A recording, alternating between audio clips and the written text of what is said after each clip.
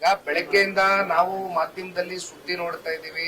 ಸಾರಿಗೆ ಇಲಾಖೆ ಯಾವ ರೀತಿ ಇನ್ಎಫಿಷಿಯಂಟ್ ಆಗಿ ಕೆಲಸ ಮಾಡ್ತಾ ಇದೆ ಅನ್ನೋದು ನೋಡ್ತಾ ಇದೀವಿ. ಅಲ್ಲಿ ಇರ್ತಕ್ಕಂತ ಕಾರ್ಮಿಕರಿಗೆ ಮತ್ತೆ ಅಲ್ಲೇನ್ ಇಷ್ಟು ವರ್ಷಗಳ ಕಾಲ ಕೆಲಸ ಮಾಡ್ಕೊಂಡ್ ಬಂದಿದ್ದಾರೆ, ಅರಿಯರ್ಸ್ಗಳು ಕೋಟ್ಯಾಂತರ ರೂಪಾಯಿ ಬಾಕಿ ಉಳಿಸ್ಕೊಂಡು ಕೊನೆಗೆ 16 ಬಾರಿ ಸಂಧಾನ ಸಭೆ ಅಂತ ಮಾಡಿ ಬಹುಶಃ 11ನೇ ಸಂಧಾನ ಸಭೆ ಮಾಡಿರ್ಬೇಕು.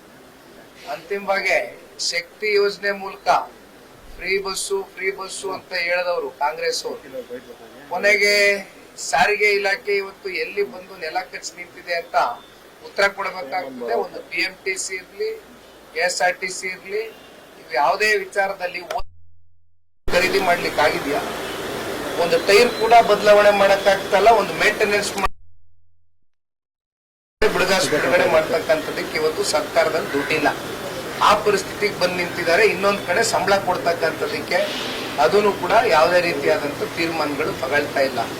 ಇವತ್ತು ಸನ್ಮಾನ್ಯ ಕುಮಾರಣ್ಣ ಅವರು ಬೆಂಗಳೂರು ಸಿಟಿಗೆ 4,500 EV ಬಸ್ಗಳೇನ ಕೊಡದೆ ಹೋಗಿದ್ರೆ ಬಹುಶಃ ಪರಿಸ್ಥಿತಿ ಎಲ್ಲಿಗೆ ಬಂದು ನಿಂತಿರೋದು ಅನ್ನೋದನ್ನ ಬಹುಶಃ ಈ ರಾಜ್ಯ ಸರ್ಕಾರದವರು ಆಲೋಚನೆ ಮಾಡಬೇಕಾಗ್ತದೆ ಒಮ್ಮೆ.